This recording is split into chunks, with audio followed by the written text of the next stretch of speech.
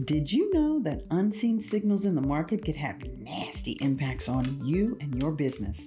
That's why we picked 4 easy to miss headlines that could have significant implications on your business technology. So, what is a class action lawsuit? Mental health statistics. The dawning of Skynet and a beauty breach got to do with your business technology? Find out in today's What You Need to Know on Business Tech News. Hi, everybody. I'm Nico Bernie Miller, your host of BeTechly. We spot the signals, track the trends, and dive into the data so you don't have to. So let's dive in. What's up with working remotely? Big Blue, IBM got hit by and lost a class action lawsuit in the state of California for not reimbursing employees during the 15 months of the lockdown period. The actual cost per employee is probably just a few $1,000s in a blip on Big Blue's balance sheet, but legal experts say it could have far-reaching implications to other employers in California and elsewhere. So what's up with working from home? The Economist said that the working from home illusion is fading and that people actually aren't more productive than they are when they're in the office. And you've got big famous CEOs like Elon Musk saying that working from home is morally wrong. Joining him is the Goldman Sachs CEO that calls it an aberration. And of course, Big Blue CEO Arvind Krishna says that remote work can be hazardous to your career. So what's up, people? Well, if we look into bigger data, the macro data, according to a new study from Owl Labs published in Forbes, the research says people actually are more productive when they work remotely,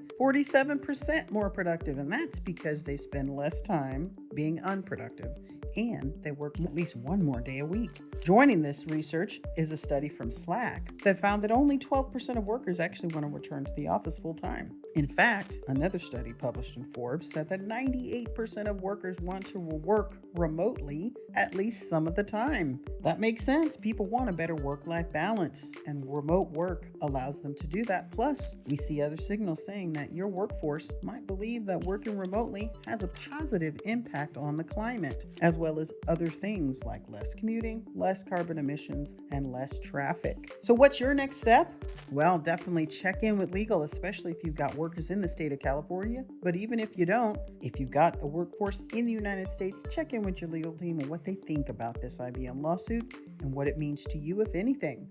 Number 2, review and update your policies as it relates to remote work and discuss them with your entire leadership team, not just HR, not just operations, and not just IT. This should be a corporate-wide leadership decision because it could have far-reaching impacts on your competitiveness as an employer and the wellness programs that you have across your organization. Most importantly, make sure your tech and your corporate policies align and are optimized. And number 4, we recommend that you consider a hybrid policy because it'll allow you to be prepared for whatever is coming down the pike. Another lockdown, a World War III, who knows? Either way, your company will have the flexibility to maintain operations. More importantly, it'll make you more attractive and competitive as an employer to potential applicants who may or may not think favorably of your lack of a remote work policy. Working remotely and mental health wellness overall is really important because, according to latest research from the CDC, there is a mental health crisis. U.S. suicides hit an all-time high in 2022. And on top of that, drug overdoses also hit a record high. The Centers for Disease Control and Prevention reveals that a staggering 49,500 people took their lives in 2022, a record high, and that's a 2.6 increase over 2021. So let's dive in because there's a bunch of layers to this data that have implications to you as an employer. In 2021, 48,183 people died by suicide in the United States, but when you look at the deeper statistics, it actually works out to almost 1 in 10 adult workers that are seriously thinking about suicide. There was 1 death by suicide every 11 minutes in 2021, and it was more in 2022.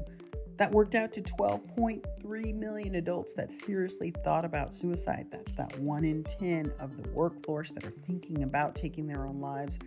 3.5 million of them made a plan, and 1.7 million of them actually attempted it. Those are big numbers. That means any employer of just about any size could be impacted by this mental health crisis and has an opportunity, possibly even a duty, to take action because at least 307 people took their lives at their workplace. Just think about the fallout from that for your other employees that were probably mentally well off, but experiencing something like that could have a rippling effect across your organization, and you don't want to be one of them.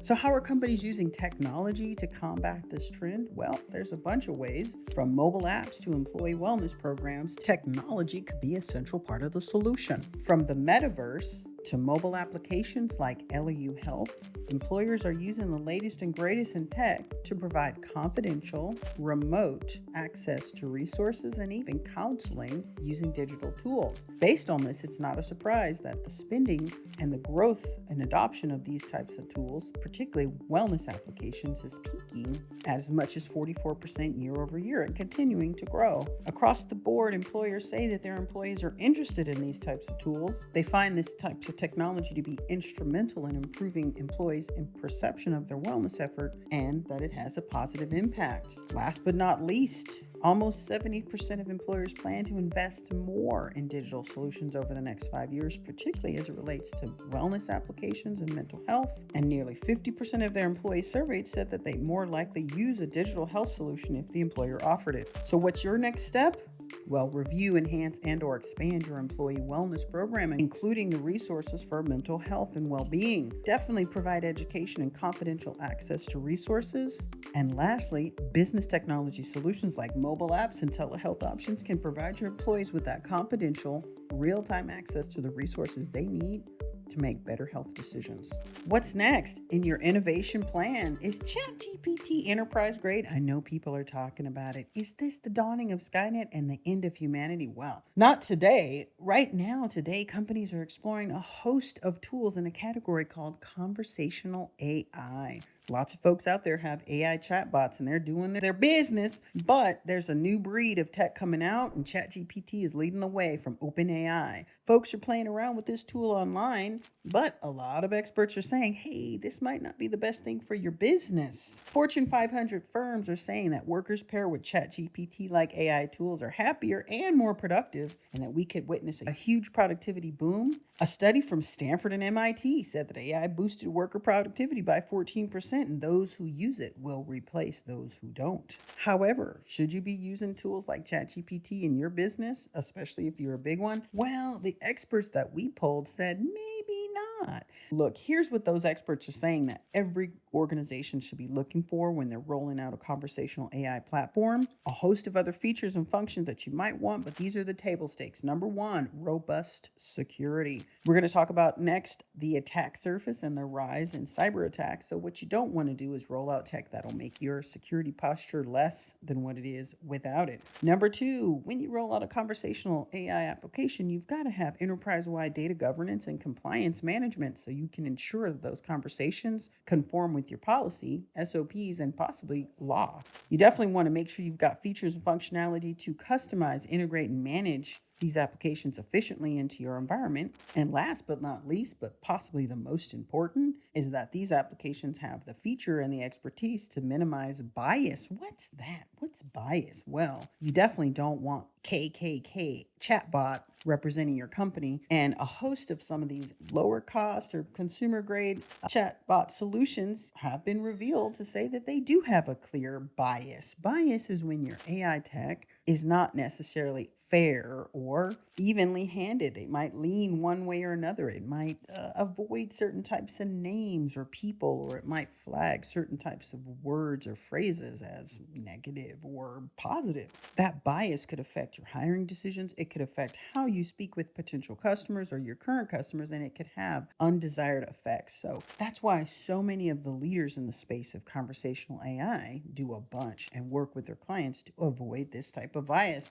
And more importantly, you want to make sure that whatever conversational AI tool that you choose can't be broken, that it can't break its own rules or break outside of your policy or procedures. You definitely want something that's rock solid, because if it's not, it could present a host of potential pitfalls for your business, not only from a security perspective, but also from a customer experience perspective. There's some big dogs in this space. From IBM to Dell and NVIDIA, there's lots of companies that offer enterprise-grade conversational AI platforms for you to explore. So what's your next step? We strongly encourage you to get your employees out there discovering, creating, and innovating with these types of tools and playing around with the open source stuff. Hey, it's no harm, no foul in playing around with available tech, especially the stuff that's online. Let them ideate and come up with new ideas. This is uncharted territory for most of us. So the more that your employees, leaders, and executives are playing around with this kind of stuff to get new and crisp ideas, the better.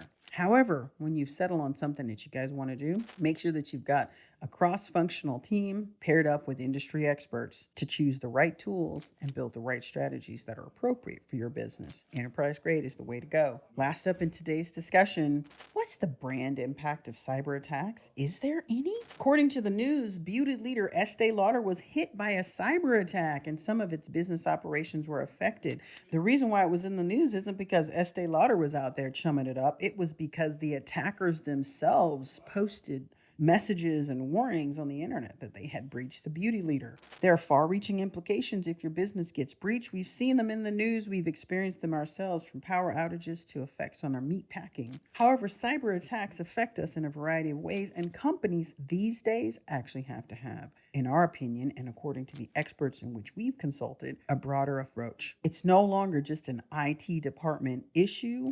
Cyber attacks actually affects the entire organization, and all of your leaders from brand to the data center really should have a prepared response when you get hit. Experts say that it's not about if you get hit anymore, it's about when. So let's take a few minutes to do some education for the masses. What's your attack surface and what does it mean to your data security policy? Well, whether you're in the data center or you're in the corporate office, you really need to know what this attack surface is and how it affects your company. An attack surface is the sum of all possible points of entry or vulnerability where an unauthorized user can access your stuff. Yep, that's your employee email, your logins, your portals, your website, and you name it. So minimizing that attack surface is priority number one. And guess what? Whether you're in IT or in the brand department, you've got a responsibility and an opportunity to keep that attack surface teeny tiny. There's the digital attack surface, the physical one, and the social engineering attack surface. And the better educated that your leaders are and your employees about what this is and how it impacts your company's security, the less likely you are to suffer from unintended breaches. Hey, even the biggest and the baddest organizations out there can be breached. Even the U.S. federal government was hit by a suspected Chinese cyber attack, according to publications. And that's why we're not surprised that there was an executive order on improving the nation's cybersecurity. They're doing so by minimizing their attack surface and implementing what's called a zero trust architecture. That's all about making your attack surface as small and as controlled and best monitored as possible. It's important for any company of any size to take steps against cyber attacks, and especially when we look at the data that says 67% of businesses suffer a repeat attack within 12 months after their first breach. And if you're out there and you're like, well, we're a big company, we can hire our own cybersecurity professionals. If you look at the latest cybersecurity jobs report, it says that by 2025, there'll be 3.5 million unfilled positions for cybersecurity professionals. So you're probably going to need some outside help. So what's your next step? Number one, review your corporate security policies and define your response across your entire leadership team. Not just the tech guys, but your non-tech guys too. Operations, HR, marketing, and brand. All of those leaders really should have a prepared response when your company gets hit, so that you can take the appropriate steps to protect your brand and notify your customers, suppliers, employees, you name it. Number two, expand the knowledge of cybersecurity among your non-tech leaders and staff.